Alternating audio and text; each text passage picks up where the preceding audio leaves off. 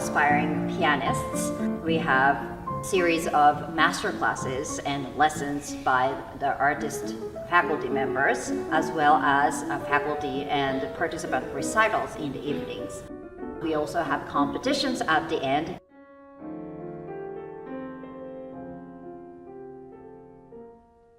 The participants come from all over the world, and then they spend a very intensive week immersing themselves in lessons and master classes. And they not only learn from the masters, but they learn from each other's. We require students to observe each other's lessons as well as attending the master class. My favorite part is being able to be together with participants from all over the world. Also, it's like a good way to communicate. You can share your ideas, like your musical ideas and how to practice. And I think we just kind of inspire each other and kind of motivate each other to practice more.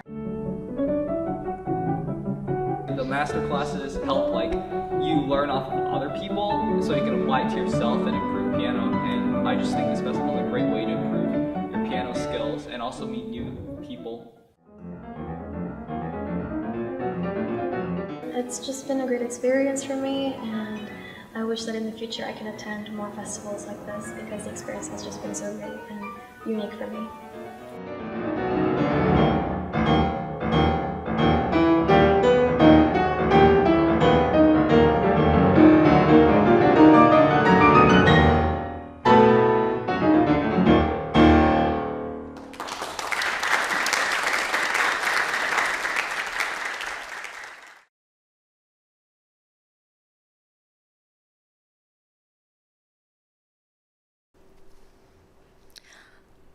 Good evening and welcome to the 2022 University of Florida International Piano Festival.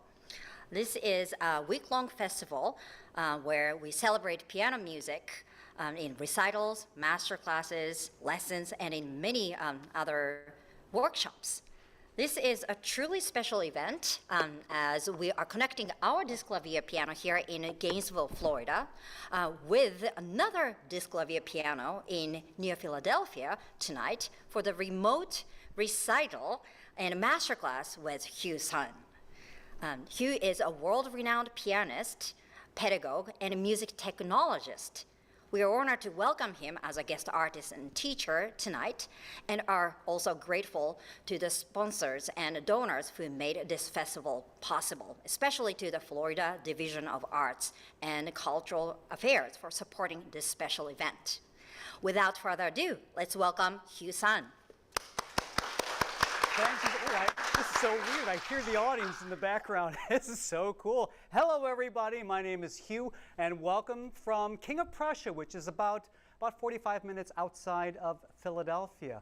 Let me explain a little bit of what's going on, the magic that's happening. So I'm sitting in front of a Yamaha Disklavier. This is the world's most advanced reproducing piano. And what's really cool is that this generation of Disklaviers allows me to perform a remote recital. So we're actually live streaming this also at the same time, by the way. So the folks in Florida are going to hear me play their piano. And a little bit later on, we're going to have a master class where some students will be playing their piano and be playing my piano. We're basically playing each other's pianos at the same time. And this is, I'll have to say, this is the most complicated live stream or anything that I've set up, getting our pianos to talk to each other. That's actually the easy part. Just the hard part has been live streaming this all at the same time, too. So hopefully, fingers crossed, I won't hit any really bad buttons or anything. But let's get started. I've got an interesting program. Forgive me, I'm just reaching over because I'm setting up titles. So for those of you who are watching the live stream, this is live. So feel free to drop in your comments, applause, hopefully, and maybe if we have some time later on, we'll even just try to field a couple of questions as well. But anyway, I selected a whole bunch of pieces that I think are really well representative, except for the last piece, of French Impressionism. What I love about this style of music is it incorporates just an incredible range of colors that the piano is capable of. colors, but also some very deep psychology. I kind of equate this to my favorite fantasy movies and my favorite fantasy stories, and I think the piano really starts to tell some amazing stories through these lovely composers that I'm hoping to represent tonight. The first two are some remarkable French women composers. The first one is a piece called Les Sylvains, or The Fauns, by Cécile Chaminade, who happened to be the first female composer to win the prestigious Légion d'honneur, the Legion of Honor Award. Wonderful pianist and great composer, and I hope you enjoy this work. I need my glasses for this. So just to be safe, again, I'm going to try to remember all these settings. I'm going to mute the microphone coming from you guys. I think you're already muted, but just to be safe, I'm going to go ahead and mute that so we just hear the piano audio here. If there's anything happening wrong with the piano over there, somebody run on stage and wave your hands like crazy so I can see what's going on. Okay.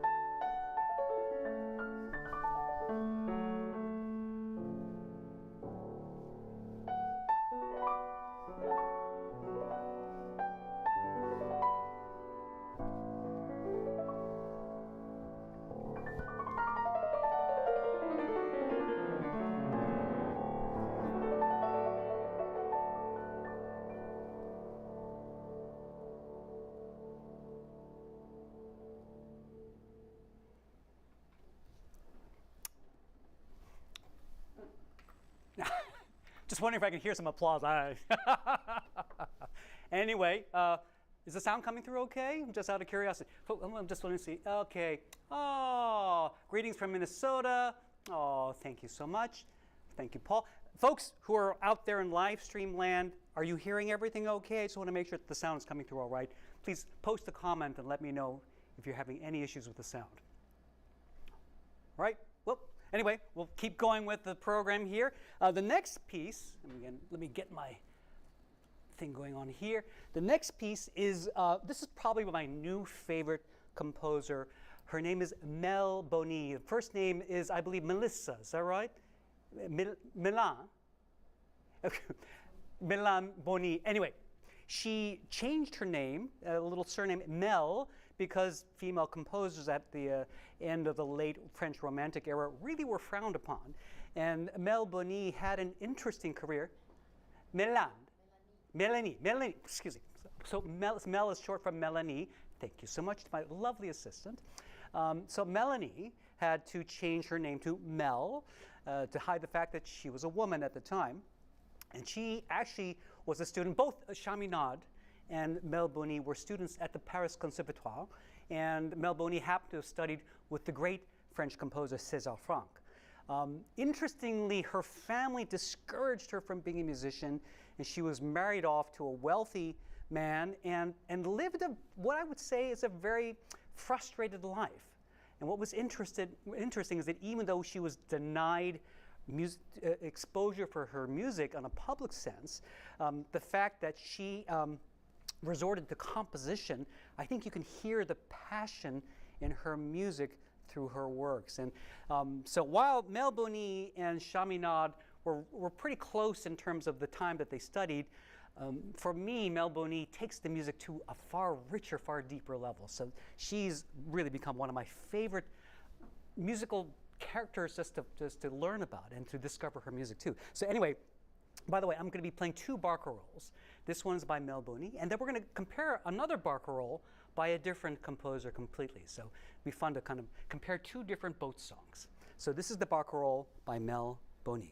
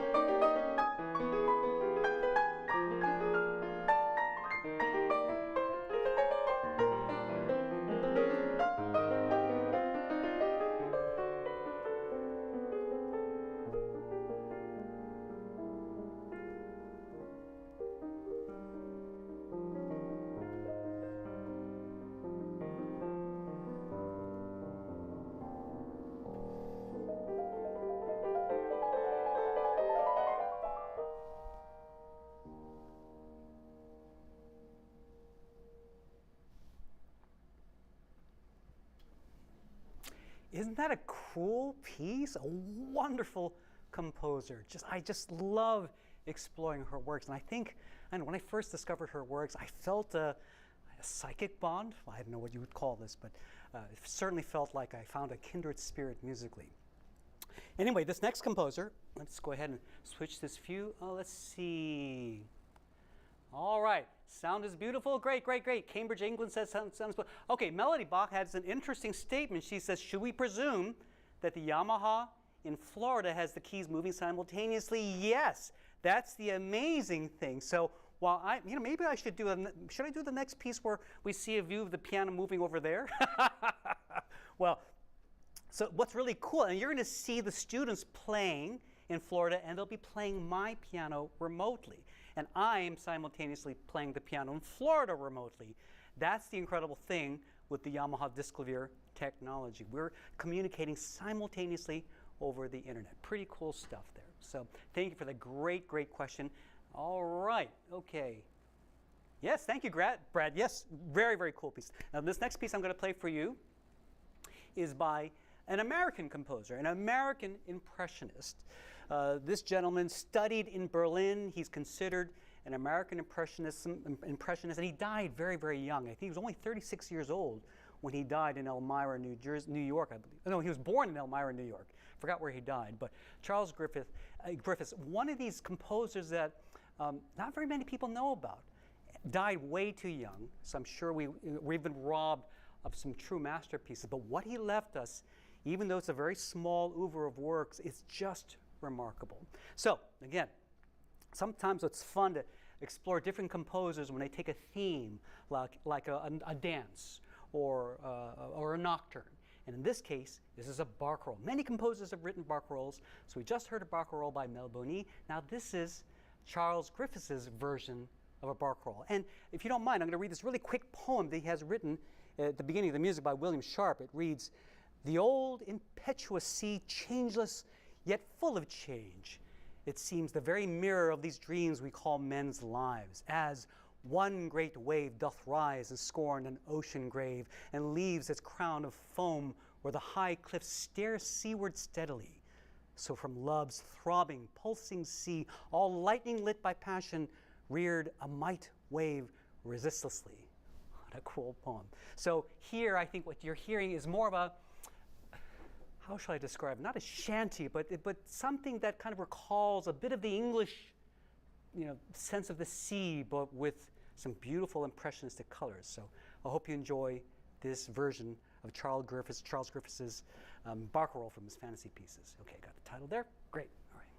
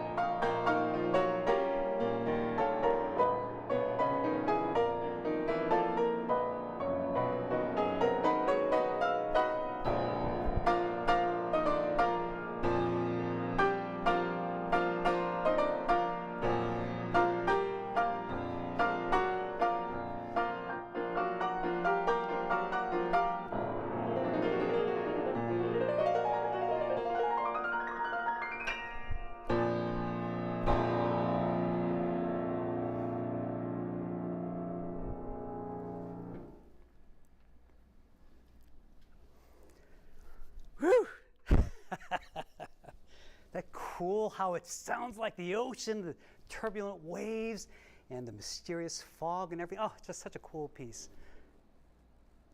I'm just reading some of these comments here.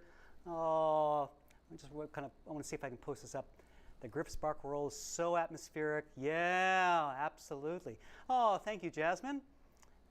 Oh, thank you, Layla. Oh, this is great. I want to just send this. Jason's from London over here. This is so cool. And thank you so much, Jasmine. So sweet. All right, so let's move on. And our next piece is going to be over here. All right, well, I'm going to post this over here. Jasmine says, we're so much enjoying the recital in Florida. That is so cool. All right. Oh, thank you so much, Hobby. So it's Hobby Videos. Says you guys did a great job with the sound production and miking up the pianos. Oh, yeah. Thank you. I'm throwing these comments up on the screen. This is very, very cool. Actually, if you don't mind, you see the big battery over there? Not that one. No, not that one. Yes, that one. Thank you. Give me a second. I need to change one of the batteries in my monitors. It's just kind of died down here. Not a big deal, but I just want to be able to see my camera angles. There we go. Thank you. If you guys could see the snake pit that is this setup over here. It looks very clean over here with this angle, but this is pretty insane, actually. I've got cables running everywhere. And later on in the masterclass, what will be fun is I'm going to be showing multiple angles. You'll be able to see not just this angle, but an overhead, my foot pedal cam, and I'm even going to show the sheet music to help the students out when we work on their stuff. Anyway, so the next piece is, yay, thank you so much. I mean, some wonderful comments here. All right. I'm so glad you're enjoying the tone quality. And what's really cool is that the tone you hear is from my piano here, and then in Florida, of course, they're hearing the piano over there as well. So, see if I can shake out my hands a little bit here. Talking, shooting video, audio engineering, video engineering, remote playing pianos. I do it all. Anyway, this next composer, Ottorino Respighi. What's really remarkable, Respighi, I fell in love with Respighi. I remember hearing The Pines of Rome. In fact, when I was a student at Curtis, I remember hearing the Curtis Orchestra playing through that. And, you know, there's something about sitting in a small room. At that time, all the rehearsals were done in their small recital hall. At the time, it was called Curtis Hall. Now it's called Field Hall. But sitting in that small room, you could barely fit 100 students in there to play. And to hear The Pines of Rome, I just, you know, you're enveloped in the music, and I could not believe the colors. You could really imagine, you know, the catacombs. You could see the triumphant march of the Roman soldiers and all these picturesque things. It was just amazing. So I've always loved Respighi's music. And just recently here at Cunningham Piano, where I work, I just did a live stream recital with a good friend of mine. His name is Mitch Newman. He was a member of the LA Philharmonic. He's now in this area here. We just performed the Respighi Violin Sonata. And and again, that's a mighty work. What's remarkable at his piano writing is so good. What I didn't realize is that Respighi was a violinist. But boy, could he write for the piano. So I wanted to play this Notturno that I kind of found by accident. And I don't know if it's classified this way, but the colors he gets out of the piano, it reminds me of kind of what the French Impressionism seeks to do by eliciting the most amazing colors out of this remarkable instrument. So let's listen to Respighi now in his Notturno.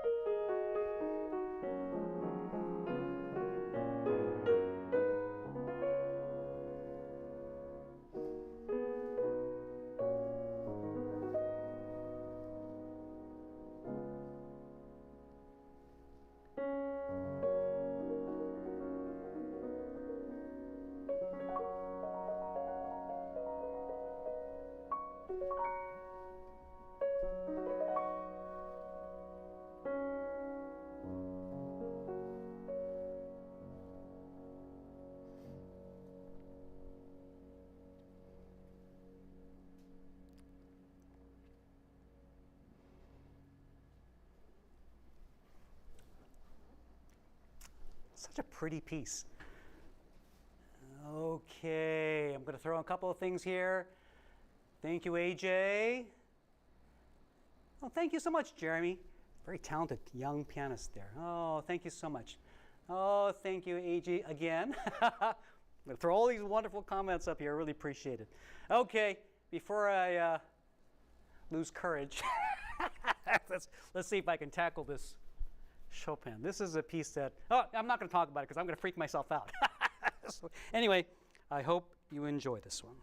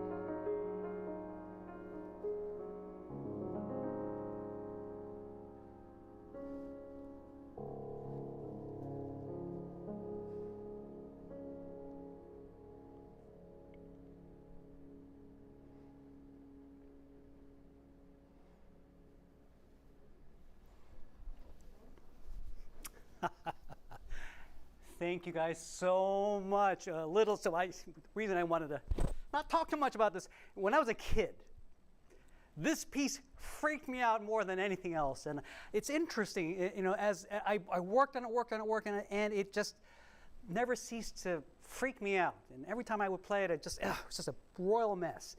And it's interesting that as I've gotten older, I've really re-examined my technique and found basically a new way of playing it that makes me able to do things I was never able to do before. So maybe if we have some time at the end of the whole show, if you guys are interested, I'll talk a little bit about that kind of technique. But hold on, what is that? Wait, hold on. So Melody Box. Oh, thanks, Melody. Very sweet comment. Hey, Jim, great to see you there. Sorry, my computer's off to the side here. Thank you. Oh, Paul, thank you so much. Great comments there. Okay, I think it's time, for the masterclass portion of this wonderful recital. I'm going to change the view of this. Let me see if I can change this to, give me a second. How can I do this? Oh, we're going to do this display mode. Try this. Give me a second. View. So I'm working on my sheet music right now to see if I can change the view. Right now I have it set. You can take a look at the music if you want. So I have it set to 2 pages. I'm going to see if I can set it to something a little bit easier to screen over. Let's see. We've got 2 wonderful students that are going to be playing. Let's see. Options. Let's do this. Here we go. Perfect. Got it done. Okay. So now my music is a lot easier to read. So we've got 2 wonderful students that are going to be performing. I think I see one of them over there right now. And hold on, let me get my screen to change over here. Hello, hold on. We have Nyla. Am I pronouncing your name correctly, Nyla? Yes. Yeah? Hi, Nyla. So wonderful to have you here. Thank you so much. And you're going to be playing some Bach. You're going to be playing the first movement of Bach's wonderful Italian concerto. Yes. Just out of curiosity, Nyla, how old are you? I'm 16. 16 years old. Wonderful. And is this your first time at the University of Florida International Piano Festival? It is not. I came to this festival in 2019. Oh, very cool. And then, of course, the world shut down. And now you're back, right? Yes. Okay. And Nyla, where are you from originally? I'm from Phoenix, Arizona originally. We moved here about 5 years ago. Wow. Wonderful. And do you want to tell us a little bit about who you study with back at home? Yes, I study with Ms. Irina Wallinez in Palm Bay, Florida. Fantastic. Can you do me, if you don't mind, because I don't think the people here believe that I'm playing your piano, and now you're going to be playing my piano. So would you mind if you could just kind of, don't start your piece, but just hit a couple of notes. I want to show you my piano moving. Okay, go ahead.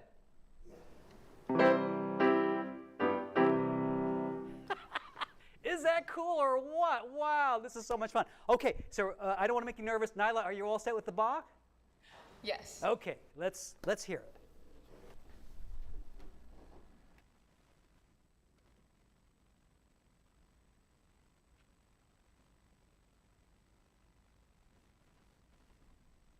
Whenever you're ready.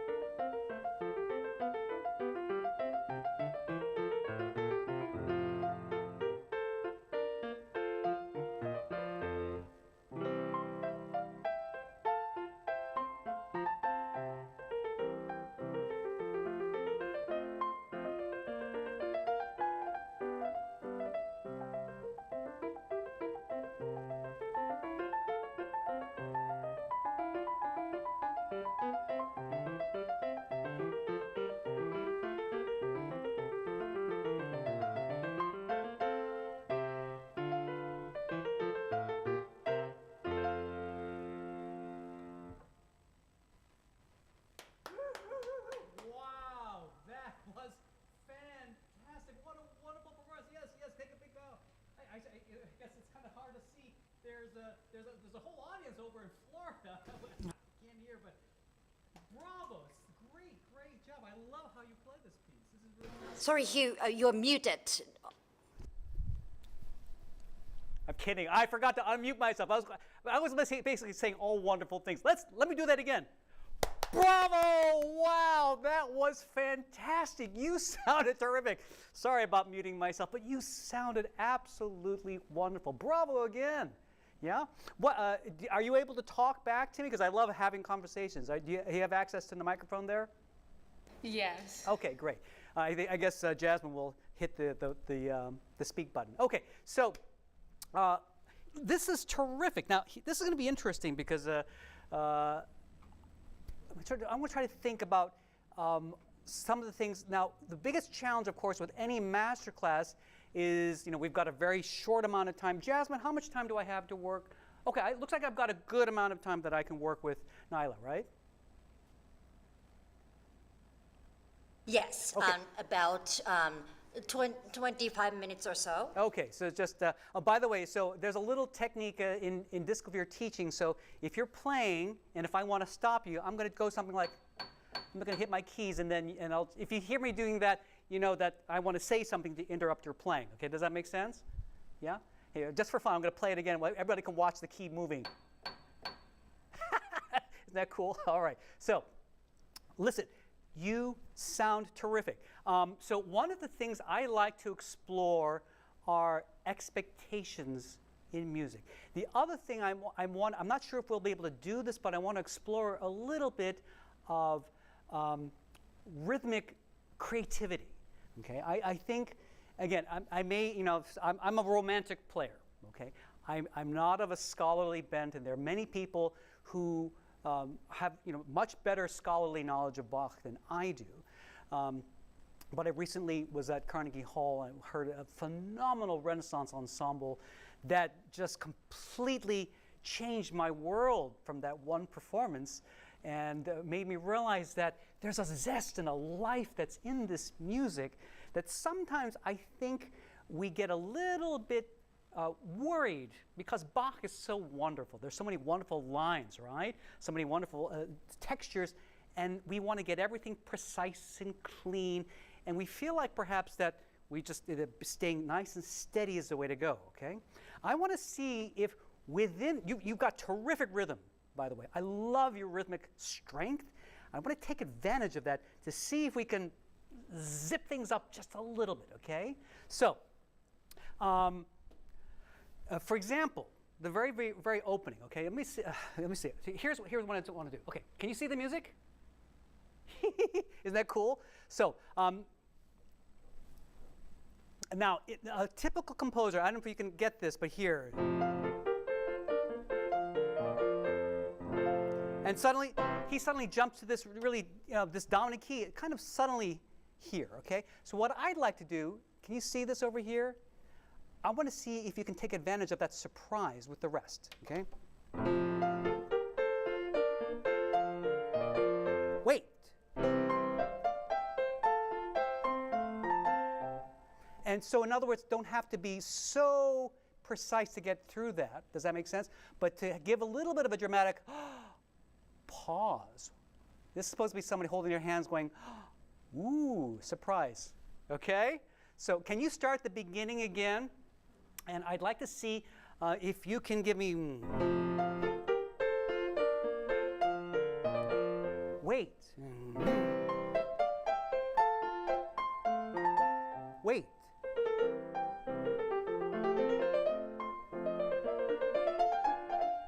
Little bit more of a. Just like you can't wait to get to these, but you're also going to surprise everybody. Okay? Can we give it a little try?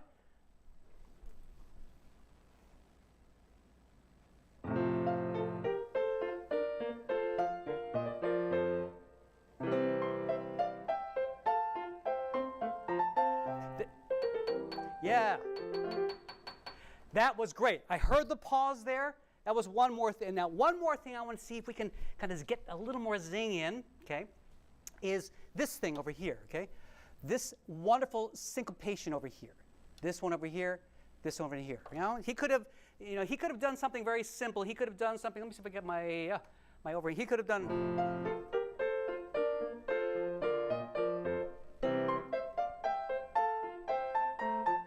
He could have been nice and boring, okay? But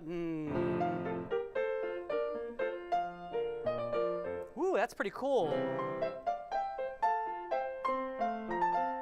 It's a, you know, that's a little bit of a jab, a rhythmic jab. Do you think you can try a little bit of that? Just something that makes us feel, ooh, that beat doesn't belong there. Whether it's coming a little early or a little late, something interesting in that syncopation on those two parts. Can you give it a try?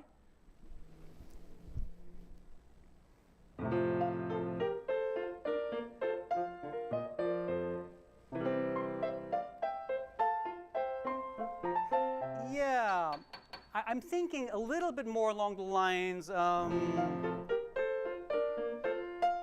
little zing up there.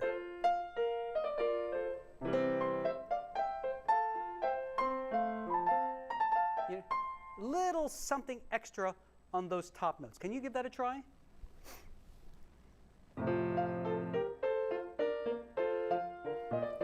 Yeah.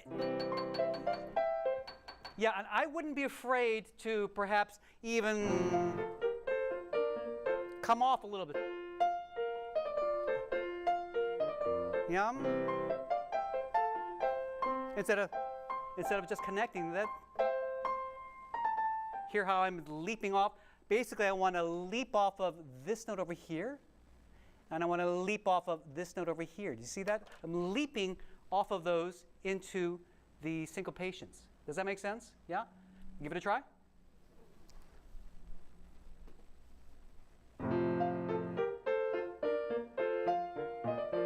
Great.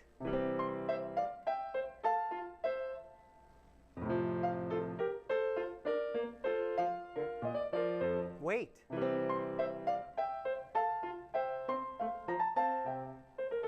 Yeah. I think that sounds great. Something to work on a little bit. I actually, if you don't mind, one more spot I want to show you really quickly is this spot over here. Do you see the music where I have this circled right over here? Yeah? A typical composer would probably do something along, right? He would just end it, right? What is that? Ew, that's such a weird set of notes. So this is an opportunity to go, huh? What? Okay? And instead of just hum-de-hum-de-hum-de-dum, it should have done that. What? What is that? So I want to see, can you give me a little bit of a surprise? So if you don't mind, can you start, if you're okay with that, can you start around there? And when you get to this, I want you to go blam, something weird there, okay? Whether it's waiting a little bit extra, a little more accented, something along those lines, okay? Can you give that a try?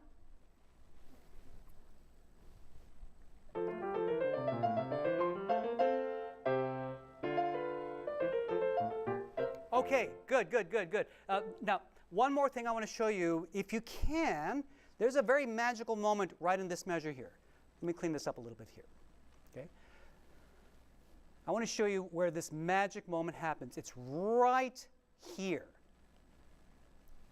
When you see that, guess what? That's the only note that should be holding. Okay? So, off. Do you hear that? Yeah. So I want to see. Can you off? Take everything else off, and then continue on. So we can really hear that note all by itself, and the rest is almost a surprise. Okay. Think of it as an accented rest. Give that a try.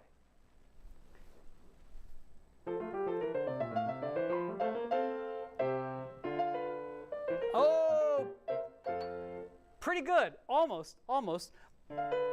Your left hand still holds, right? Off. Take your left hand off as well before continuing on, okay? Okay, give that a try.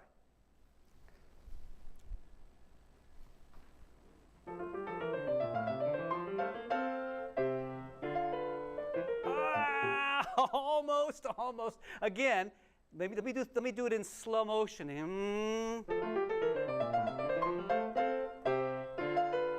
And really, I don't know if you can see, this little note is all by itself. Don't hold this one too long. Off. And that might mean giving a little extra time on that, just so we can hear, because it's just hanging over and we need the rest to clear out, and we need the note to hear clearly. So wait a little bit longer while you're getting the other fingers out of the way. All right, give that a try.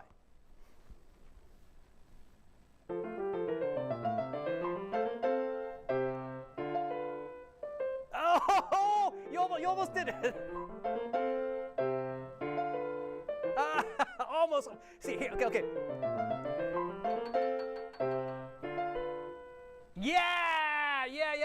Yeah, you did it. I want you to be brave. Hold on to that a little bit longer before going on. Try that again. You almost had it.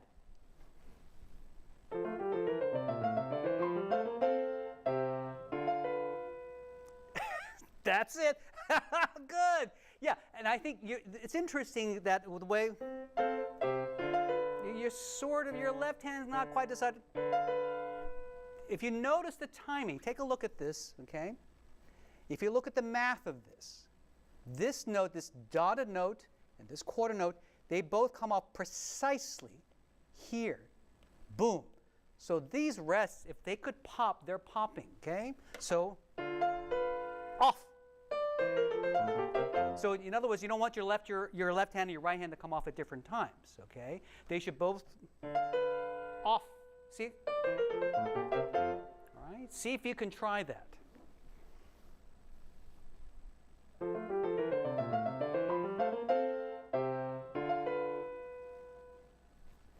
That was great. That's great. And then continue on after. But again, it's almost like the rest comes off simultaneously, almost like a staccato rest. Does that make sense? You come off as if you were playing an active staccato. Give that a try.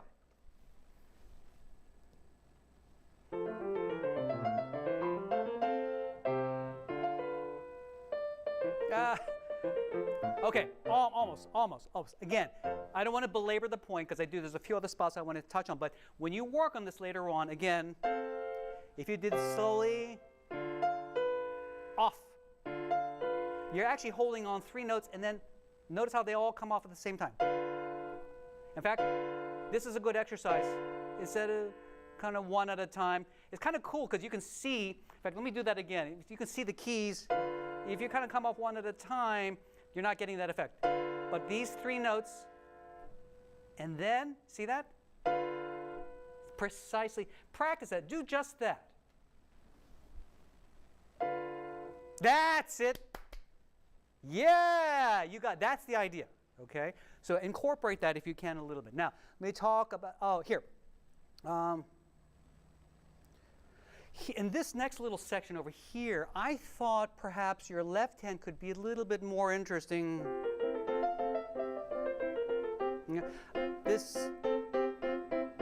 It seemed to kind of just sort of go along, and it'd be. Can you perhaps shape the left hand a little bit more to follow the right hand line there? Do you see where that is in the music? Do you know where this is? Do you think you can start right from here?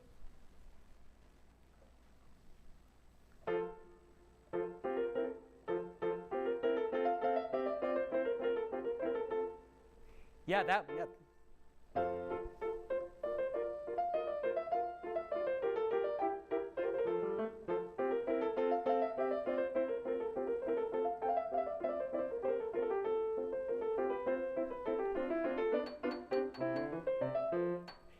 That was great. Do even more of that, okay? And again, one of the things that composers really like to, no composer wants to be boring, all right? No person wants to be, not that. So composers like to introduce new ideas as much as possible, and when they do, it gives us an opportunity to bring that out a little bit more, okay? So again, let me show you a little spot. So here, we have a little variation here with this business here, right? This is basically the same as this. Can you see that? right? It's a variation of this, okay? Instead of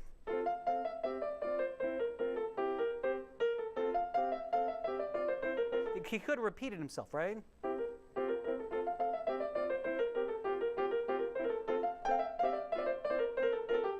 That's such a cool. Can you? Is there a way perhaps that you can, I'm sorry, switching angles. Let me do that again. Okay, so again, this is the simple one.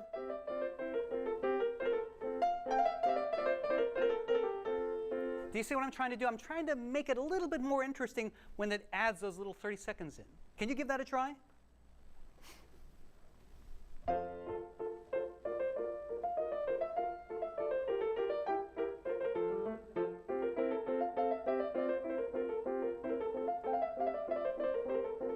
Great. Yeah, I think what I was hoping you would do, what I'm trying to do to bring it out a little bit more, looking at the music, I'm to try to add a little bit of this, a little spice, okay? A little extra pepper there. So if I were to show this, it's a little bite at the beginning, okay? You've got such a beautiful technique. It sounds a little too smooth. A little more of a bite at the beginning of each of those figures. Can you try that?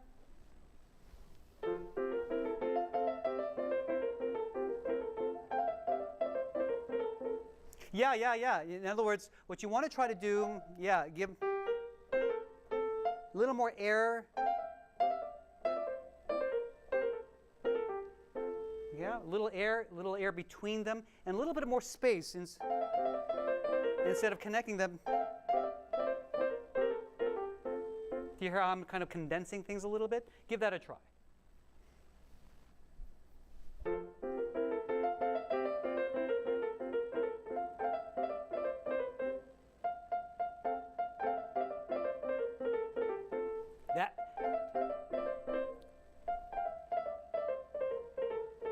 Yeah, I think the only missing thing now is a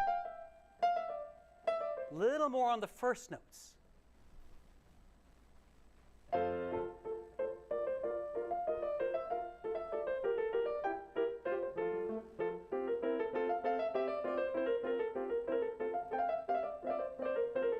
Yeah, that was great.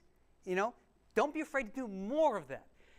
I don't know about you, but I like spicy food. I like spices. You know, I like to make my nose, have foods that make my nose go woo and make my eyes water, okay?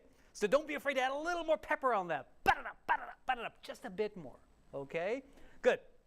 Let me see, there's one other thing. Oh, here, one other thing. One of the things we can do is to emulate more of the Baroque technique of articulation and the contrast in articulations, things that are long versus things that are short, okay? So there's one passage here that I thought would be great to try to explore a little bit more because it sounded like you're taking your hands off at the same time. You see where I have that circled in blue there, okay? So what I'd like to hear, what I'm hearing, right, instead of,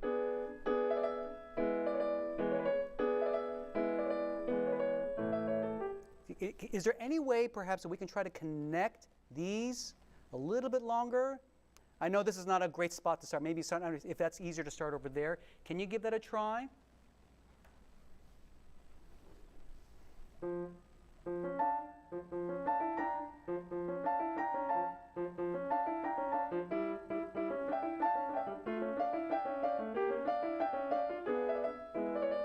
Yeah. So you have to be careful, okay? Again, you're lifting up your hand right there, right? You're lifting up. Hold that through. So I don't know if you can see this, but I'm trying as much as possible to connect. I'm trying to reduce the space between those chords as much as possible. Watch the piano again. I'm holding as long. I'm sorry. Hold. So there's almost no space between them. I'm not even using the pedal. See? Okay, give that a try. Can you do it right from that, just that spot? The thing to be careful of is right here. All right. When you play this note, don't release the left hand. When you play this note, don't release the left hand, okay? Hold through those notes over there. Do you see what I mean? Okay, give that a try. That's it.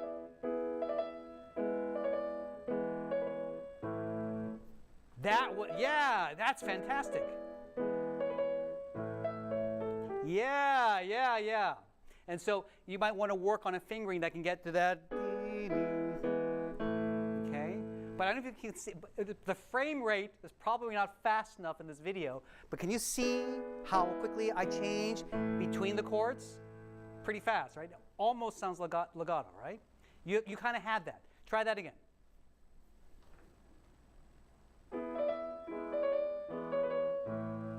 Yeah. Well, be careful. Yeah, be careful not to do that old mistake of, right? You still have a habit of lifting up the left hand when the right hand finishes. And hold both of them together. Do me a favor. Don't look at me. Look at your piano. See here, we're not going to lift this. See what I mean? Isn't that cool? It's moving by itself. Give that a try. Oops, oh, yeah, be careful. Almost. Hold, yeah. Go ahead, try it again.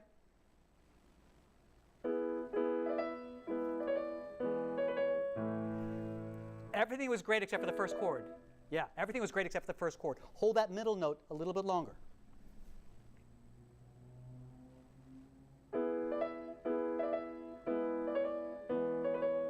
Yay! That's it. Yes. Fantastic. That's exactly it. Okay? Great job. So again, there's some great opportunities to have more of this Baroque style of fingering. Somebody's actually putting a really interesting question. Are we trying to reproduce the pauses inherent in a harpsichord? I think we can use that. Listen, we're playing a piano. But a harpsichord is certainly a powerful inspiration in terms of the source material. And if you ever get a chance to study the harpsichord, what we're doing right now in terms of holding these chords and letting other things go is a very vital part of harpsichord technique, because they didn't have pedal, right? They didn't have a sustain pedal like this thing over here, right? We can't do that. I'm shaking her pedal over in Florida. Woo, I'm shaking the pedal there. It's kind of cool. And they also really didn't have dynamics, per se. So everything was in the fingers. Everything was the length and the shortness in the fingers. So that's why the articulation, what you hold, what you let go, when you hold, when you let go, if you can differentiate between that as much as possible, that's a huge part. Of course, we can take advantage of playing with dynamics, in a modern piano. But if you can also learn the Baroque craft of holding notes at different lengths simultaneously, that's part of the magic sauce of Bach. And of course, the rhythm, having much more rhythmic freedom. Okay, now before we close, so one more, I just want to show you one more spot over here. This is like the beginning, okay? Remember we talked about how you hold these chords and then you come off simultaneously so that this is the only note you hold.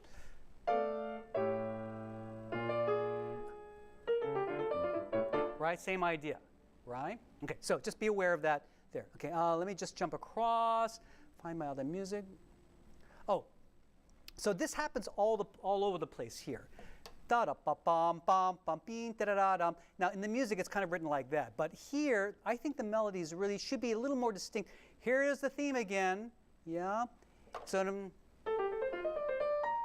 instead of connecting that, let me get this. I'm trying to get views, okay? So instead of connecting that.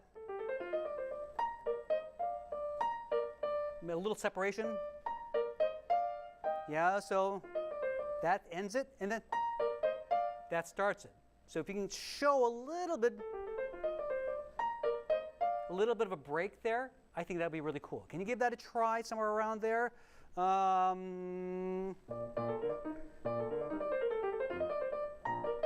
Can you start from that spot over there? Is that feasible here? Oh, you have your music. Okay, great, great.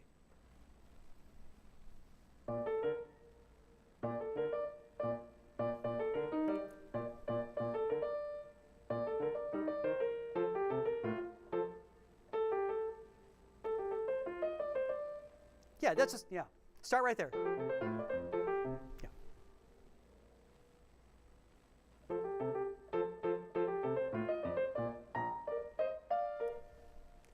Yeah, something like that. Try that one more time just from this measure. And here's a little trick for you. Try making this connected so that when we hear the separation, that's a little clearer in the right hand. You see the differentiation there? Again, so holding the left hand just to show some contrast there. Give that a try.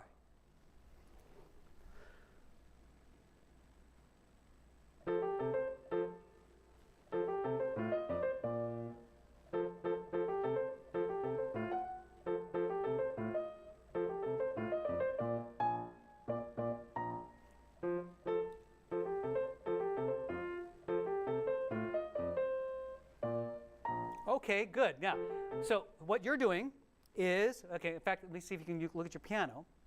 You're taking both hands off here, right? What I'd like you to try to do, take the right hand off. See that? Yeah, you try it. I see the aha moment in your eyes. Give that a try.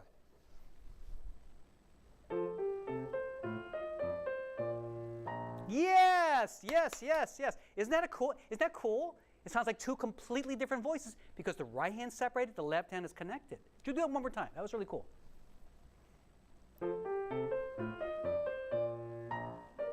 Yeah. So there are lots of opportunities in this piece to explore where one thing ends and one thing starts simultaneously. That's one great spot there, okay?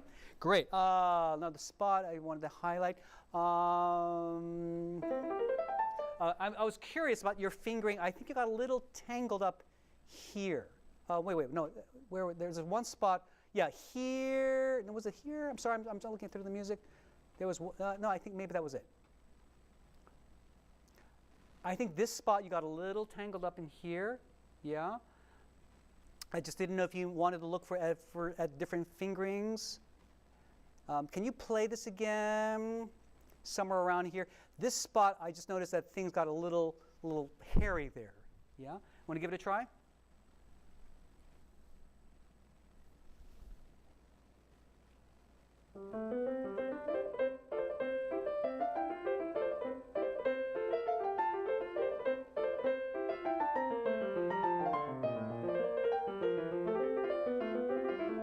Well, now it's perfect. That was awesome. Great.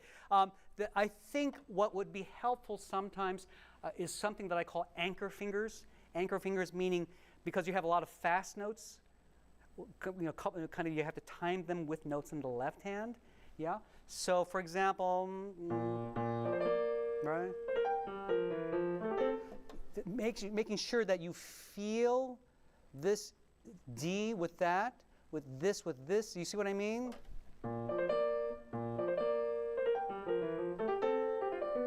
Just giving a little extra accent on those notes can be a little bit more helpful. Can you just try that again? And just for practice, okay, we're not going to play it like that, but just add a little accent on those notes there. Can you give that a try?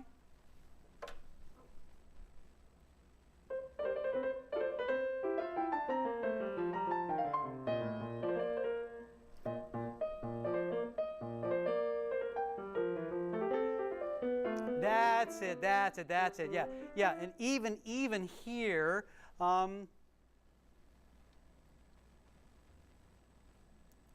adding little accents here and here. Yeah.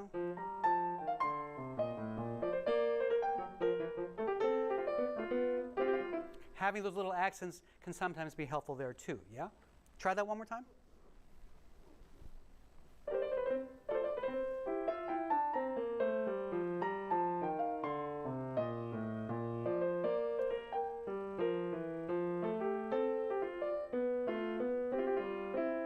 Yeah. So that's a practice technique. You might want to even add those in as you're practicing, and it'll help lock the fingers in, especially when you have fast passages.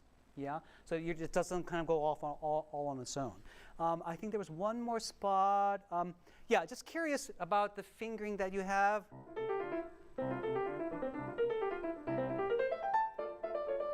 I mean, see what you're doing in that passage again. I'm going to look, instead of looking at the music, I'm going to look at your fingers a little bit more carefully, okay?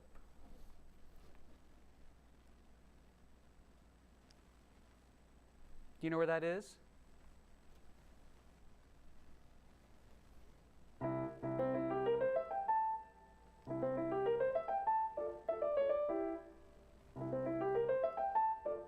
That looks good, yep.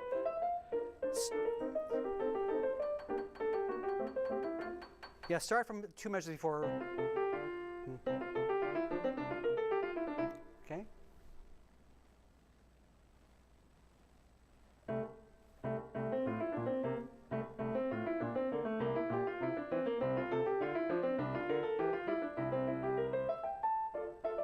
Yeah, that's great. That's great. Okay, so that was not a problem. Sorry, I'm just looking for the other spots I put some notes on. Again, remember, these are opportunities for the theme to come. Right, that's another theme entrance there. So you might want to make sure that's clear there. I'm going to ask you if you have any questions. Those are just some things that popped up in my mind. I loved your playing. I just want to encourage you to, now that you kind of know how to play it, to look for ways to exaggerate. I mean, I think every masterclass teacher says, more of this, more of that. But how? Well, a lot of it is going to be finding the themes and finding places where you can contrast the voices a little bit more. Do you have any questions for me? Anything that I can help you with? We have, like, I think, just a couple minutes left. Is there anything I can help you with? Thank you. I think the biggest thing with me in this piece is just becoming more confident in it and having fun, because it is a little stressful to play. You know,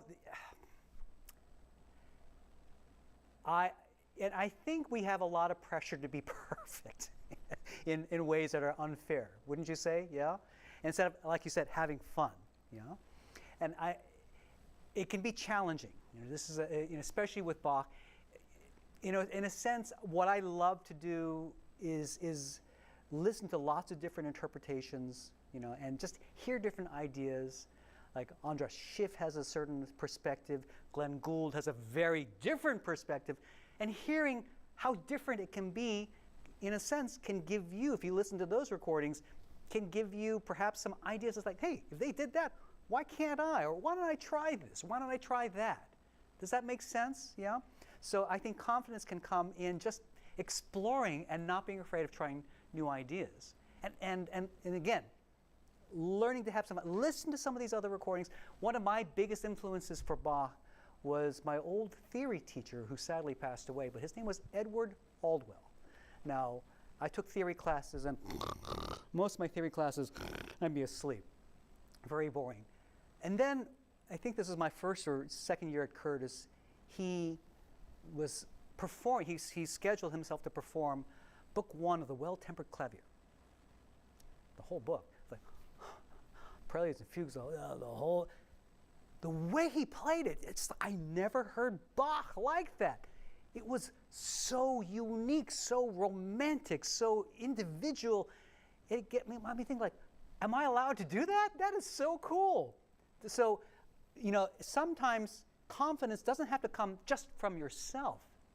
Confidence can come from knowing you have the freedom to explore, to try this, try that, listen to different ideas, and see what you enjoy. You may like, you know, more of a scholarly approach. That's perfectly fine.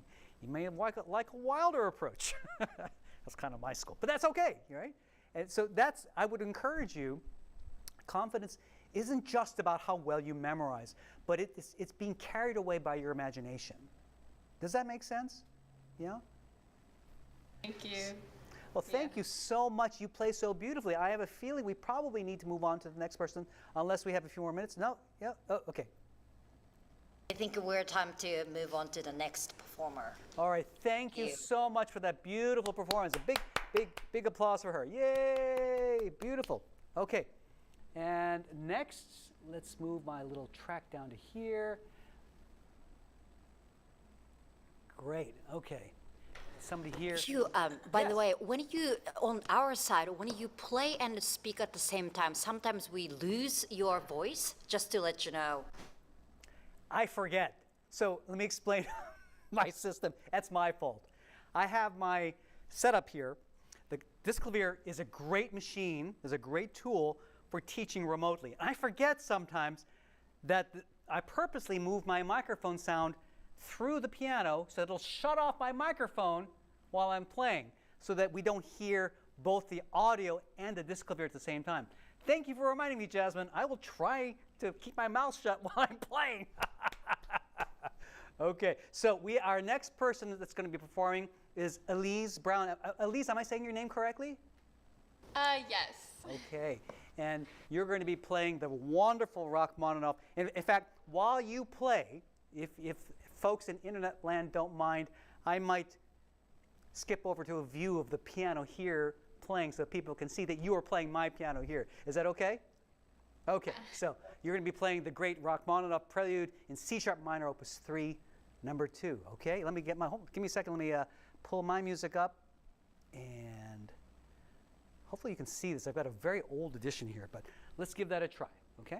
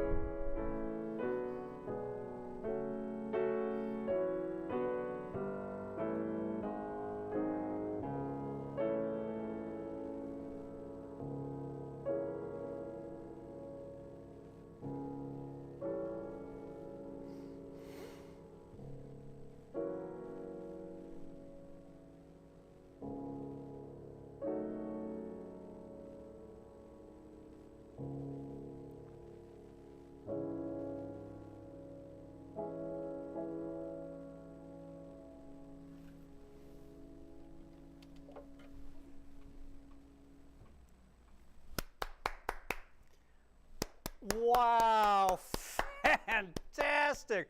Wonderful, wonderful playing. What do you love most about this piece? Probably the ending, like the end section when the A comes back in all octaves. Yeah? Is it because of how loud it gets or what? Yeah, pretty much.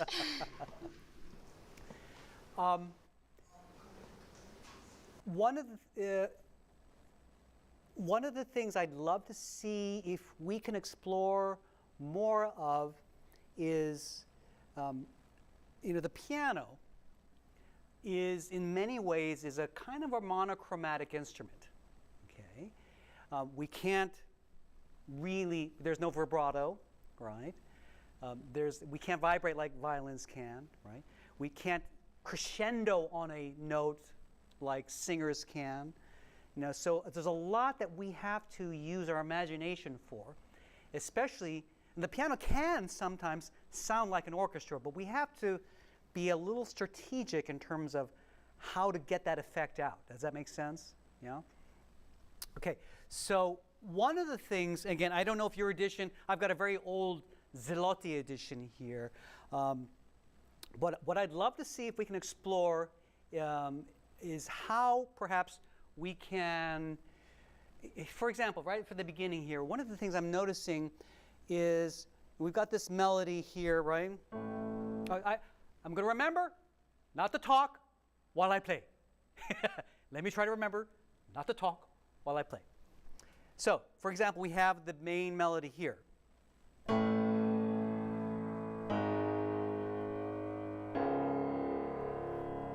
Okay?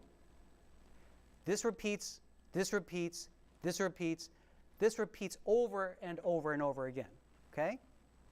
So, and yet, we at the same time, we have this kind of ghostly chime on top. Now, what I'm hearing you with the ghostly chime doing, I'm hearing a bit of this.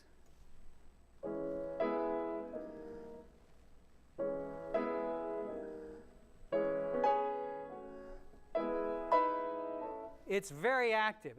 I wanted to ask, is that on purpose? Kind of phrase that part, I guess. You're phrasing, okay, and that's a valid thing to do. I'm wondering though, what if we didn't? Sacrilege! Oh no! But you're supposed to phrase everything.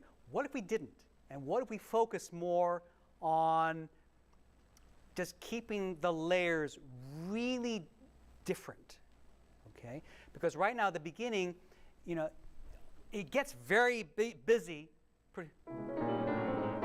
All that gets very busy, right?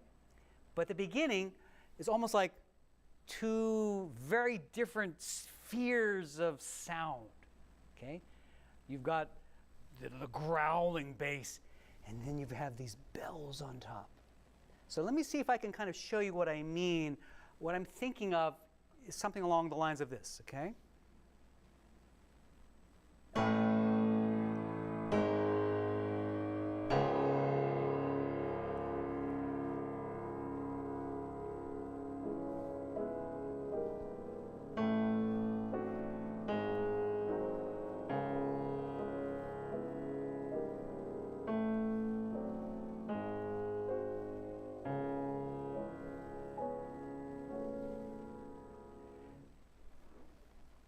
Does that make any sense? So the idea is that we hear this incredible connection on the bottom, almost like they're cellos. They never stop playing.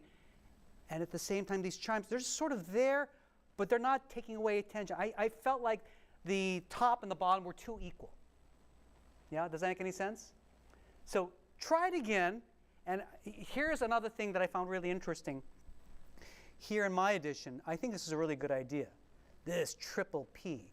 I think the triple P kind of applies to this, and this, and this. But this stuff over here doesn't. It sort of sings on its own level. Does that make any sense? Okay. So I don't know, your edition is probably different than mine, but just humor me and give us a try, okay?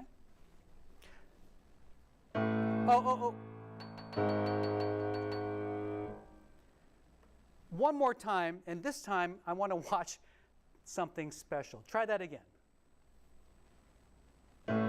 Okay.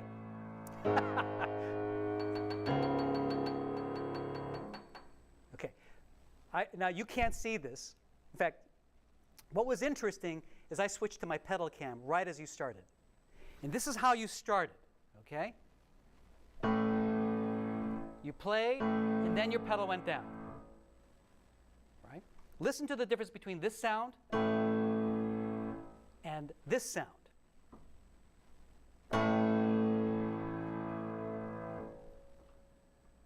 Do you hear a difference? She says yes. When you play first and then put the pedal down, you're not taking advantage of the fact that all the strings are open. So there's an effect. In fact, I'm going to show this to you really quickly. I don't know if this works on your piano. I slowly, now you didn't hear anything. Okay, hopefully you can still hear me even though I push down those keys. Now I'm going to push down a whole bunch of other notes here. Listen to the effect.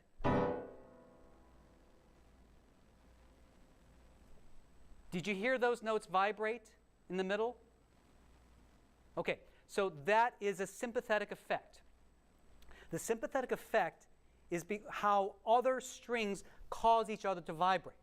When the pedal is down, only those notes vibrate. But when the pedal's up and the dampers are down, only these notes vibrate. But when the pedal is down and then I play it, the whole piano can vibrate. So you've got a much richer sound. So again, listen.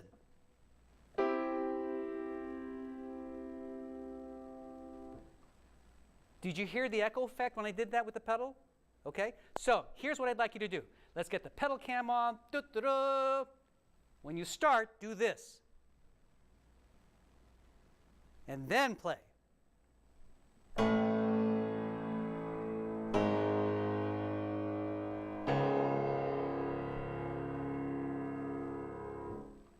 In other words, put the pedal down, don't play until the pedal's fully depressed, and then give it a try, okay?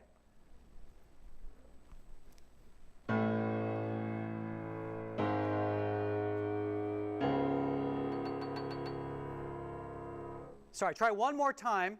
So I want to watch I'm watching your pedaling on my piano. I want to see if you put your pedal down first and then play.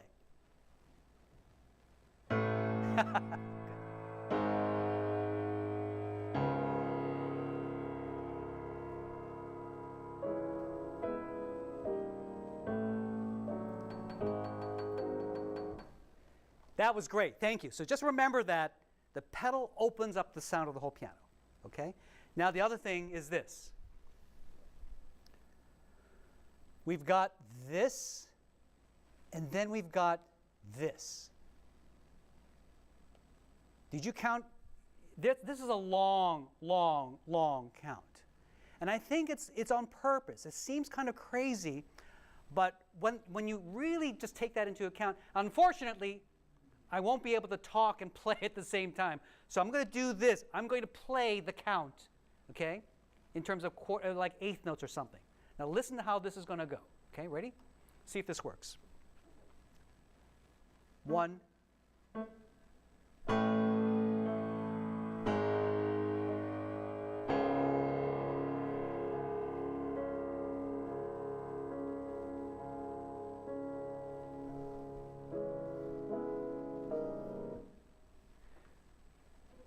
That's a long time for that whole note. Did you hear how I counted that out? You don't have to play those eighth notes, but I want you to think those again, and don't get into the next section until you've really counted either 4 very slow quarter notes or 8 eighth notes. Can you do that for me?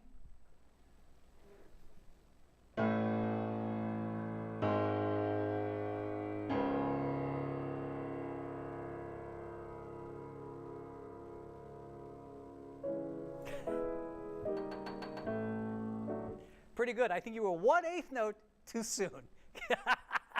You know, that's a great exercise. In fact, I want you to do what I just did. Do the same thing where you play the eighth notes.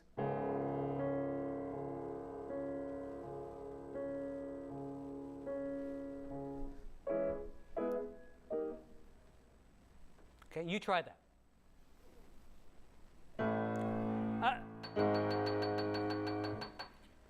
I've got the pedal cam, and I'm watching your pedal, and you're still putting your pedal down after you start. Put the pedal down first. Put the pedal down. Put it down. I'm watching. Put the pedal down. There you go. Hold it there. Now start playing.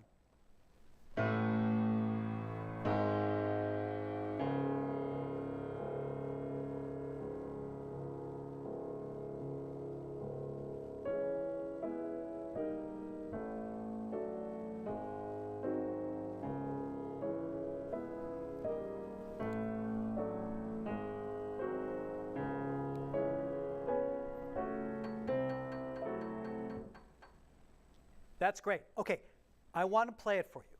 Just a little bit of the opening, okay? I want you to see if you can hear a difference between the bottom and the top. Right now, they're both soft, okay? They're both roughly the same in terms of their dynamics. But I want to hear I don't want to hear a piano. I want to hear double basses in the bottom, and then I want to hear chimes, metal chimes, or a vibraphone, or something completely, not a string. I don't want to hear strings on top. The bottom is going to be strings. The top is going to be a different instrument.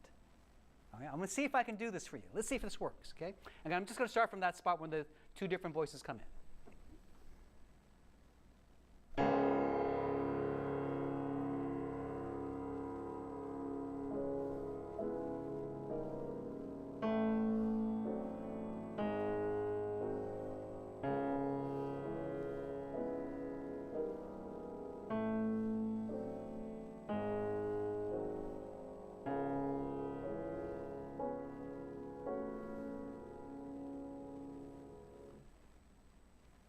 Do you hear a difference between the way I'm attacking the bottom notes and the way I'm hitting the top notes?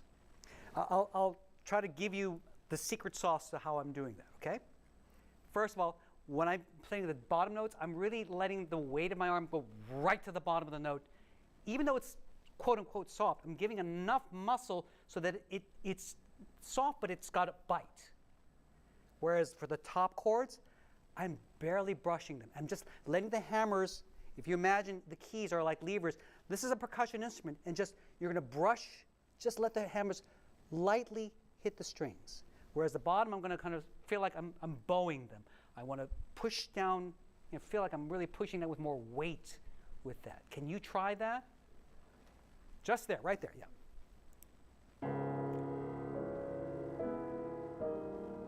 Oh, okay. I see what you're doing. Watch my pedal. You're kind of changing.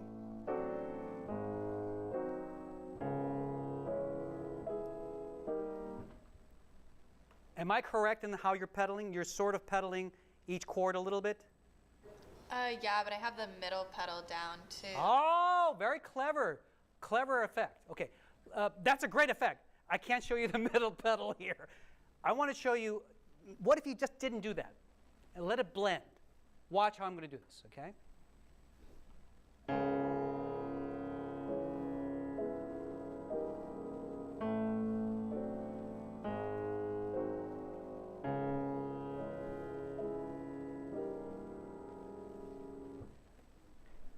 I think the middle pedal idea is great if you want to keep every chord clear. That's up to you. I love this blended sound because there's an interruption with that middle pedal that I'm getting. What's happening is the middle pedal's, again, only capturing just those notes, not letting everything else vibrate. Try it one time, and I want you to see what you think. Hold on, let me just clear off this whole page. Let me clear the page, okay? Just for fun, don't change the pedal. Just keep the pedal going straight through this part, okay? See what you think.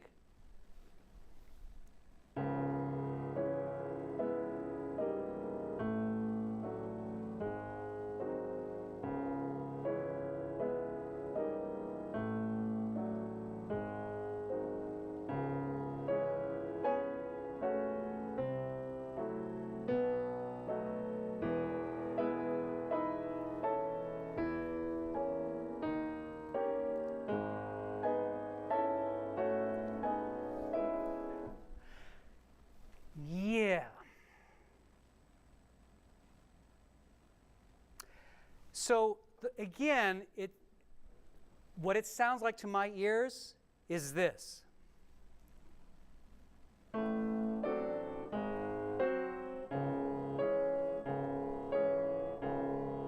Instead of this.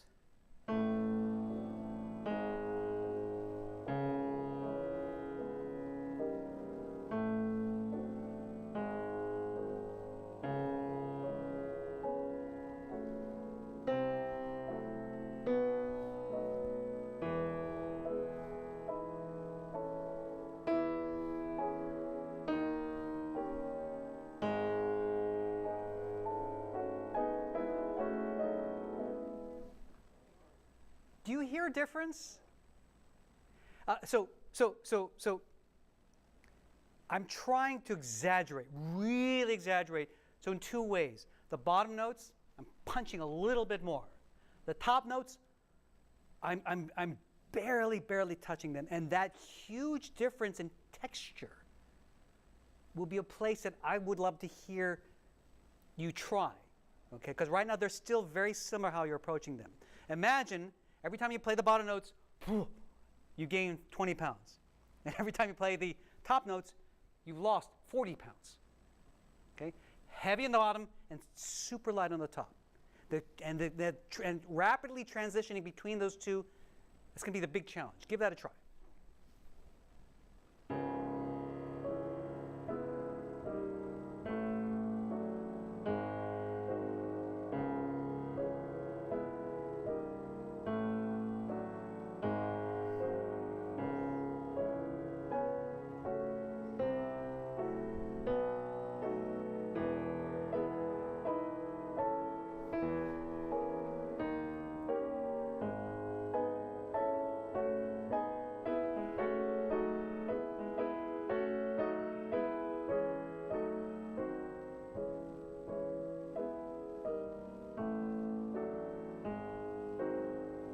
Great.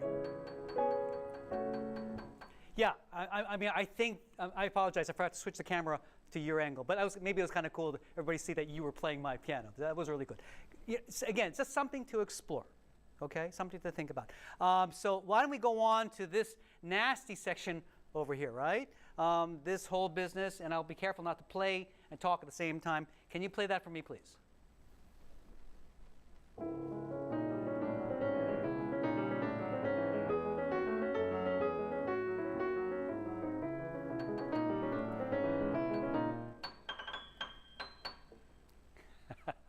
Great. This sounds really good. Of course, as you know, there is a melody, right, that comes through all of this business. I'm sure your teachers told you a million times about this. The hardest one is this one, isn't it? Right? These little eighth notes in the middle there, right? That's nasty stuff, okay? Have you ever practiced with just that, just the melody, all by itself? Let me see if I can show you.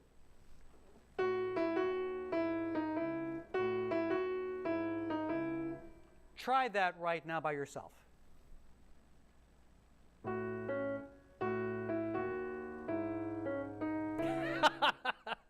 Yes, try that again.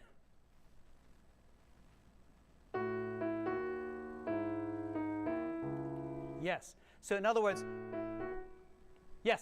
don't forget, yeah, that these little eighth notes are important. Okay? So now when you put it together, in fact, do this. Try this as an exercise.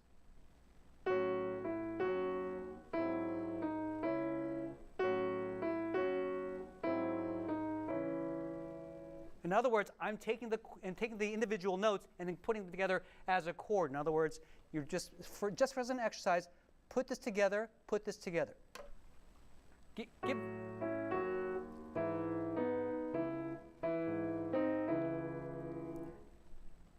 Not quite, like this. Okay, ready?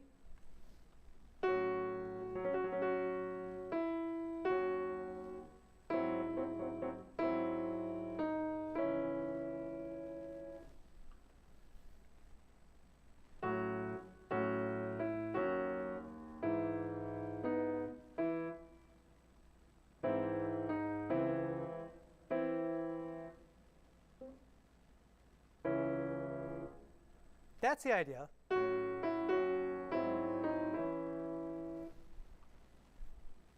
Try that again.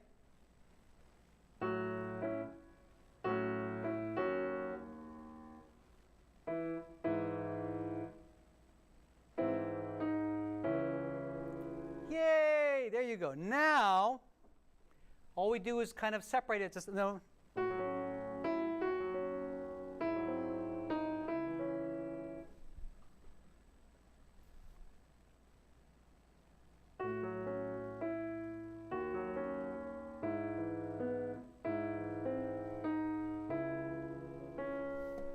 You really don't like this chord over here.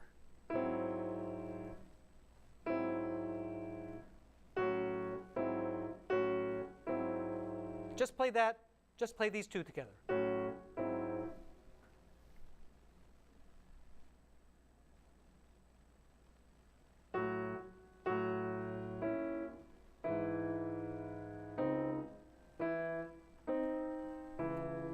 One more time. Do me a favor. Don't look at the music. Look at the piano.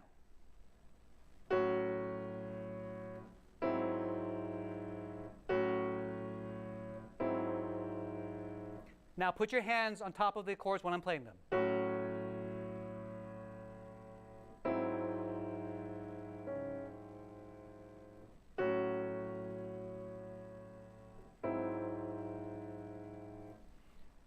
Do you hear how?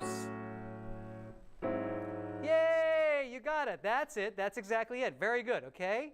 So you need to hear and feel that harmony. Okay? Now watch what I'm going to do and watch the piano. And see if you can imitate what I'm going to do on the piano.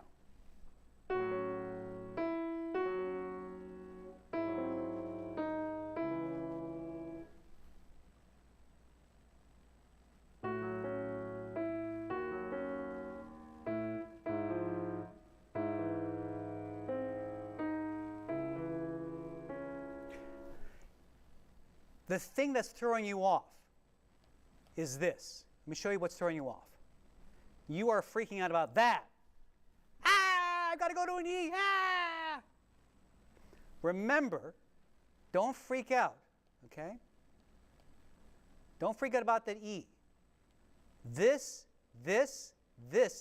are all the same. Keep your thumb on F sharp.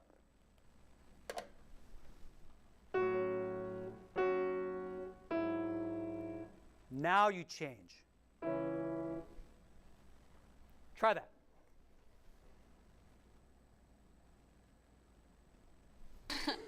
What do you want me to play?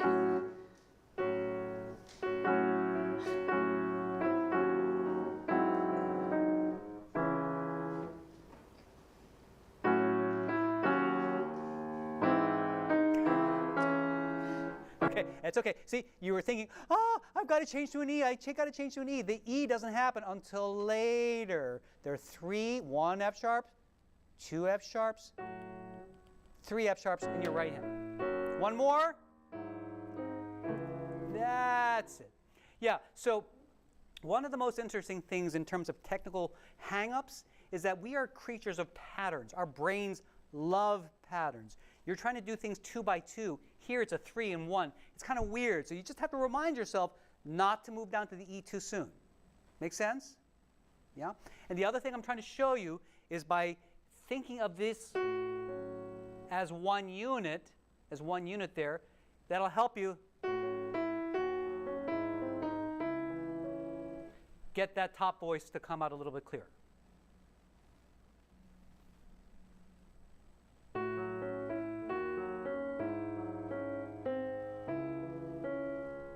Yeah, that's great. Really, really good. Okay. So now let's do one more thing. I wanted to take a look at that. And Hugh, I think we're almost out of time. Almost out of time. Okay, okay. So really quickly. Okay. I want to, again, this was terrific. I loved how you played this passage over here. Okay. I wish you would go a little more crazy. Okay. And then when you get to this, yeah, we were playing awfully fast. Remember that exercise we did at the very beginning? You know?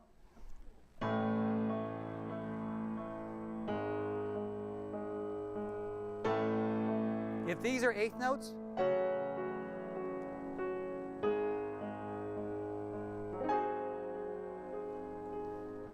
the exercise being to count the eighth note. So do me a favor and play from this passage here, all of that, and then when you get to here, I want you to play with eighth notes inside. Okay? Give that a try.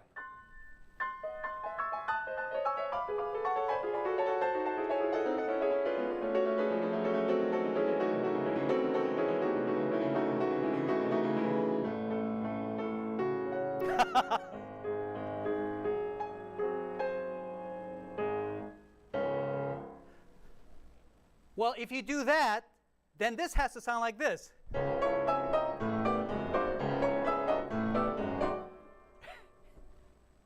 Right? So think of this tempo, right? What is this tempo?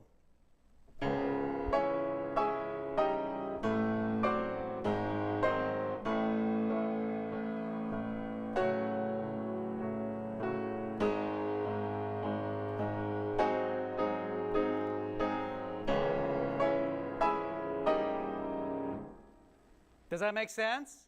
So be careful not to speed up too much of that lento. Think of what's going to happen after that.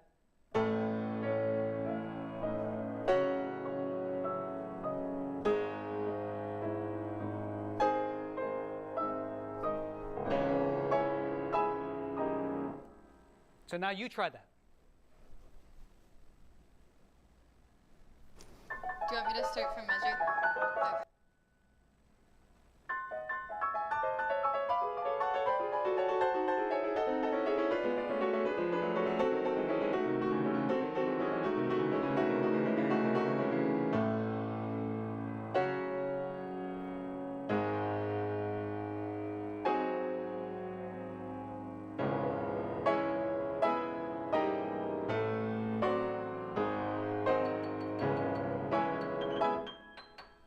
Okay. Yeah, so again, that's another exercise for you. In fact, another way to do the lento is to play a little bit of the next section, right? So when you get to...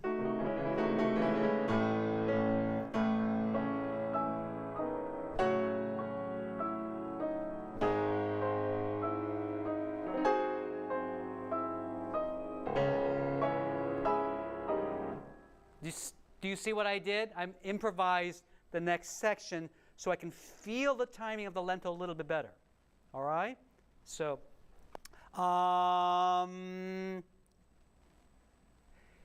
the last thing, I don't know if we have time for this really quickly. I think we're almost out of time. What I would love for you is to feel like these are strings. Again, can you control your crescendo here and this? Yeah? It didn't quite feel connected. I would love to feel more connected with that whole section. Yeah?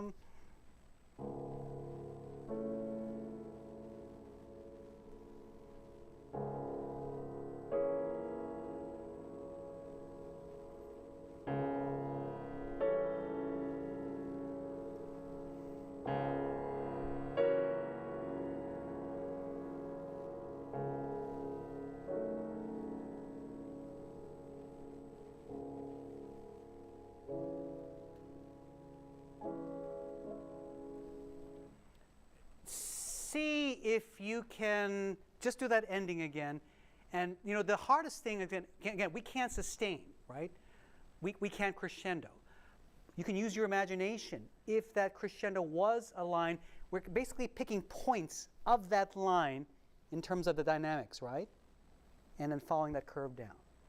So it's kind of, you have to use your imagination as if this is one big swell. Give that a try. Whoa, whoa, whoa, whoa, whoa, whoa. If you start that loud, it's going to be hard. I mean, you can get louder, but the whole idea is that this starts at pianissimo, right? Then, oh, yours you have a different edition? No, mine starts at mezzo forte and goes down to pianissimo, so the whole thing's a decrescendo. Oh, okay. So we got a difference of editions. Okay. So whatever shape you take, whether you go down or up, can I hear a clear shape? Give that a try, okay?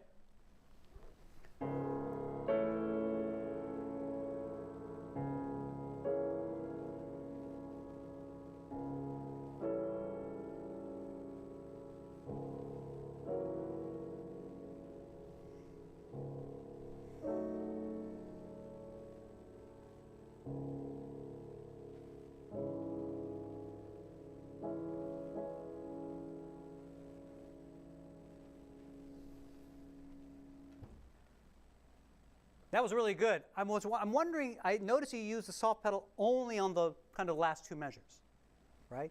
Because I can see the pedal move. This is the coolest thing about Disklavier teaching. I can see the pedals moving. What if you engage the soft pedal a little sooner so we don't hear just the last chord, but you actually blend the sounds a little bit more? What if you kind of went half? So it sounds like your whole thing's going down, down, down, down, down, right? That's the main direction? Okay. So if you could perhaps maybe from here, maybe from here, I'm going to get my pedal down here. Okay, so here, maybe here.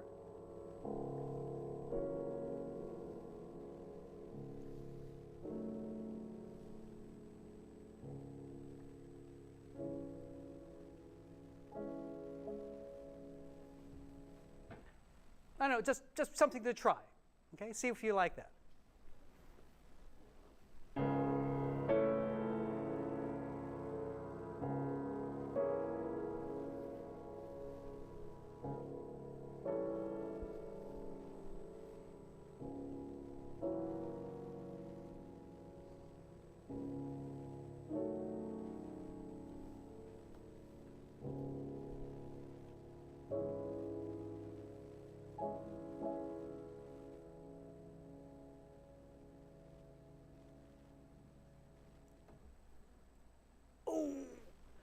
Last effect, last effect, last effect, okay?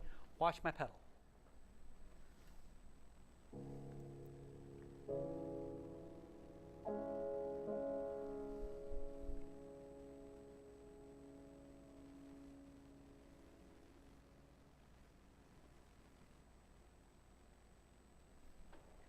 Did you see how slowly I lifted my foot? And here's the thing too, I let my hand, so I play the chord with the pedal, my hands come off first, and I just let the pedal release the sound. Watch. Watch this, hold on. Can you see the pedal on my camera?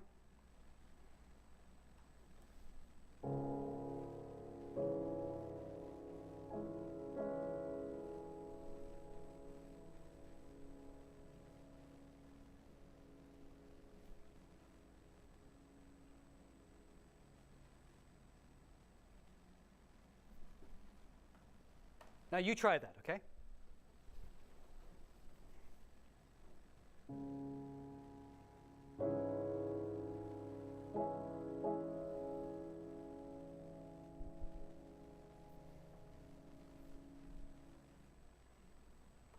Yeah, that was great. Okay, it's a great effect. Yeah? So be patient and learn to just taper off the sound a little bit more slowly with your foot. Great job. Thank you so much.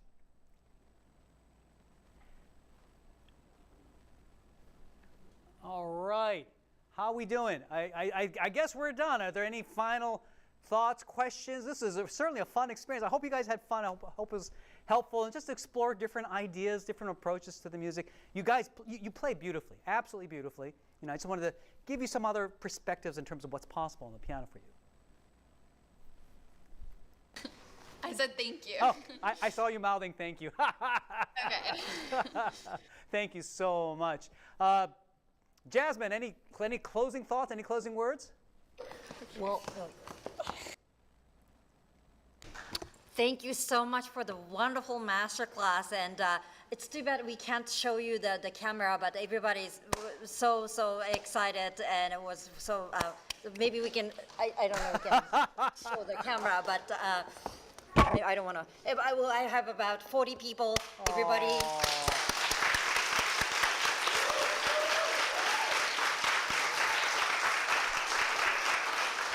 Thank you so much. You know, Jasmine, this is thank you for the opportunity to come into Florida virtually like this. You know, this is kind of new territory for a lot of us, especially. Now, I've been teaching remotely for many decades actually. You know, I've been teaching online with my current school for almost 8 years at this point, and many years before that, just online lessons. But this type of Disklavier technology, it's so cool, but it's also very new, and I really appreciate Jasmine giving an opportunity for all of us to learn how to do this in terms of the video and the piano and the audio, and now on top of this, all the live streaming too. Oh, I'm going to throw in a couple of, there's a wonderful comment from Brad Griffin who says, Thank you, Hugh, Nyla, and Elise, the University of Florida, and Cunningham Piano for a wonderful evening. Now I need to practice. Some great. So again, this was wonderful. Thank you to the University of Florida for letting us share this as a live stream with the rest of the world. I think it's important for people to see the amazing possibilities we have to reach out, connect, and perform with each other, teach each other, and just enjoy music on a whole new level. Again, I'm a huge, as you mentioned at the beginning, I'm a music technologist. I'm passionate about finding ways that music and technology can work together to enhance each other. So, Jasmine, thank you so much for this wonderful opportunity to demonstrate this incredible technology, and for your amazing students. What beautiful playing. A big round of applause for them.